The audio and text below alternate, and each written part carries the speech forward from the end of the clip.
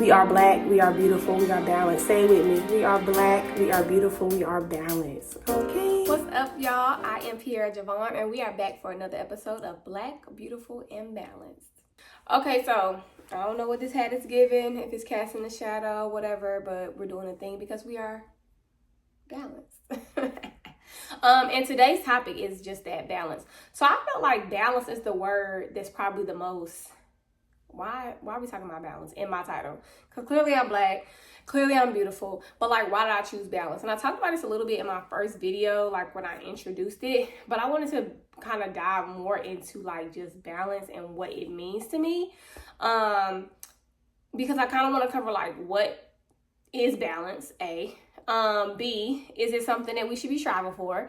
C, is it even attainable? Or D, is it just something that we created to put on women? I'm gonna go with D, Bob. So I want to start off with the definition of balance first, to kind of give us some groundwork to build off of and see if that changes anyone's perspective from jump as we discuss it. So the definition of balance is two different definitions. One is an even distribution of weight, enabling someone or something to remain upright and steady. Or it is a condition in which different elements are equal or in the correct proportions. I love that second one. So for me, what does balance mean to me? I feel like I feel most balanced when I am aware and making a choice. And I think those two components make balance a reality. That doesn't mean that everything is doing amazing, but it means that I'm trying. And I also feel like if you are striving to be balanced, you are already more balanced than most people. And it reminds me of the quote that like, only the good moms are worried about being good moms. Like when you're stressing yourself out or you're like, anxious or juggling so much and you feel like you're dropping something, you're probably doing a lot better, than you give yourself credit for, basically. But when I think about, like I said, about the awareness, I feel the most balanced when I make a decision. Like, I know I have a lot to do today, but I've decided this is what I'm getting done today. And then when I get that done, I don't beat myself up for the things I didn't get done. Instead, I pat myself on the back because you said you were going to do this and you did it.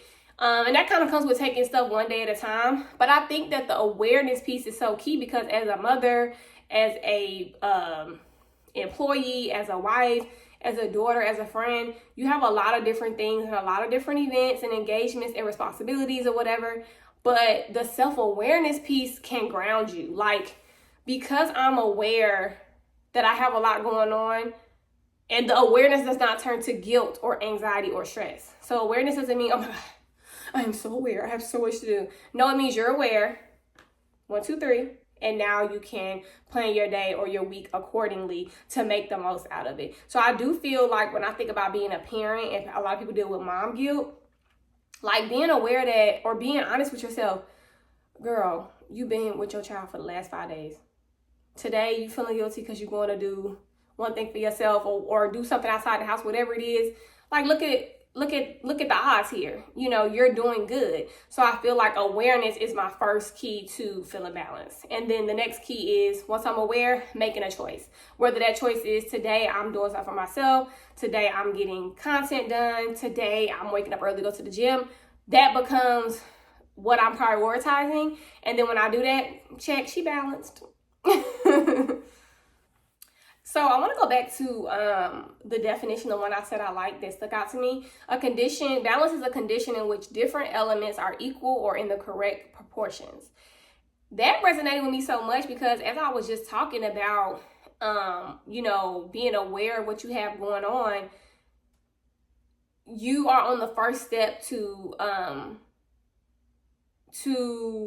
doing things in the correct proportion. And what I mean by that is, no matter how much we want to slice and dice it, your family is more important than your job. Like, whether you spend more time at your job or your job is stressing you or your job makes you money, whatever, at the end of the day, that job will keep on moving. So the way I look at that is when you talk about proportions, what weighs more? What's heavier? What means more? So when you think about balance and you feel like you are overindulging in work or overindulging in trying to meet deadlines, your proportions are off, because in the grand scheme of things, what matters more?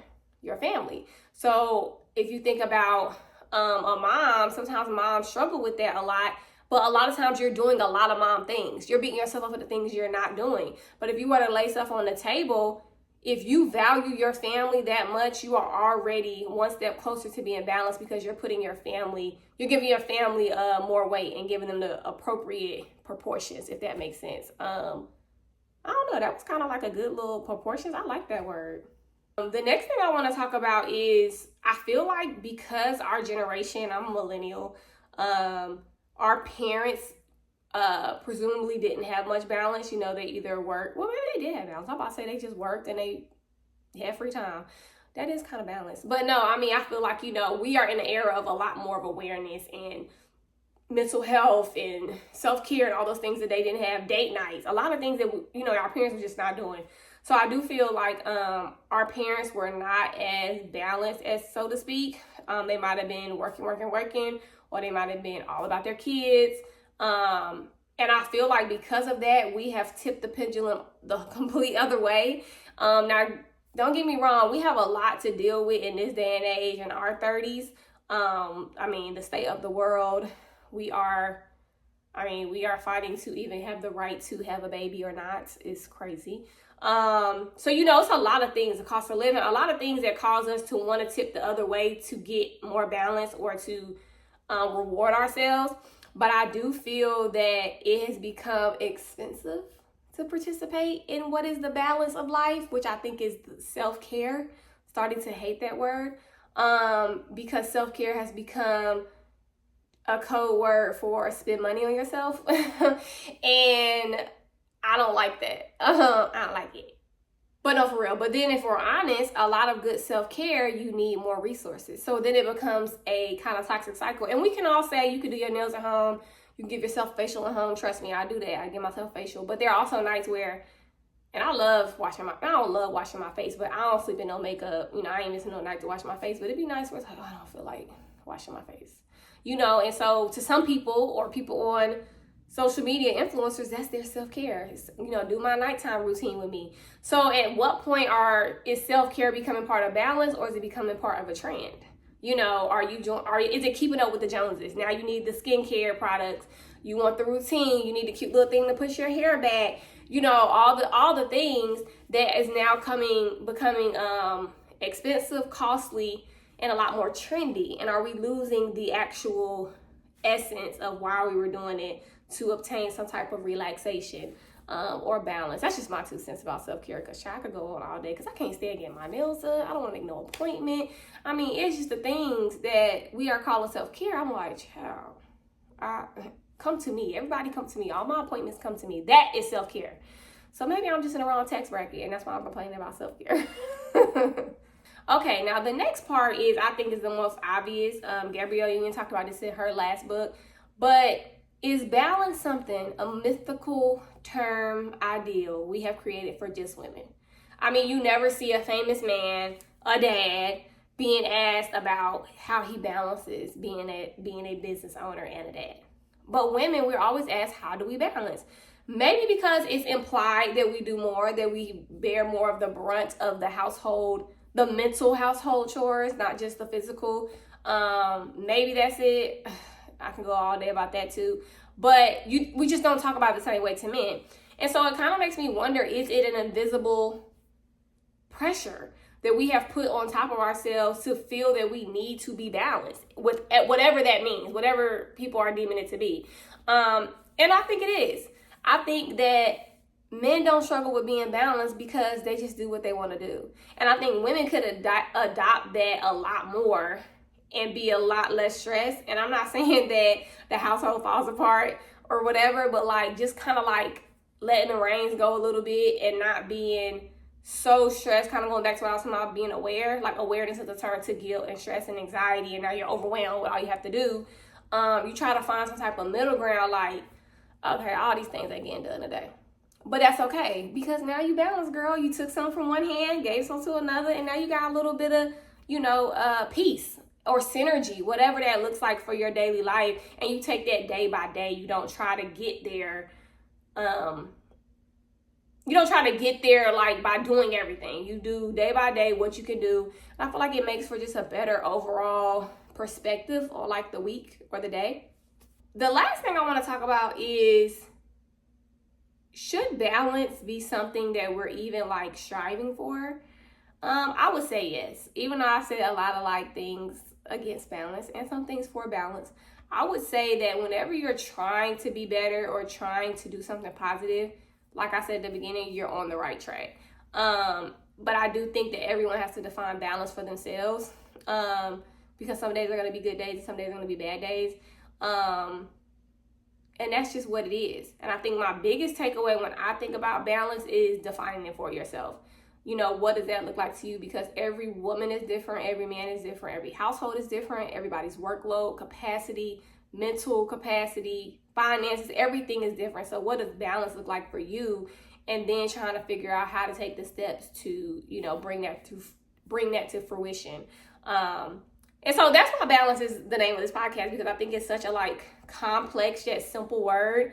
And I think also, I mean, this is just gonna throw this out there, to be Black, you have to have some level of balance. Like, we are so, you know, fun yet stressed. We live a joyful life, but we have a lot of obstacles against us. We code switch, but we want to succeed, but we want to conform, but we want to stand out. We live a duplicative life. Duplicative? Maybe? Complex, you know?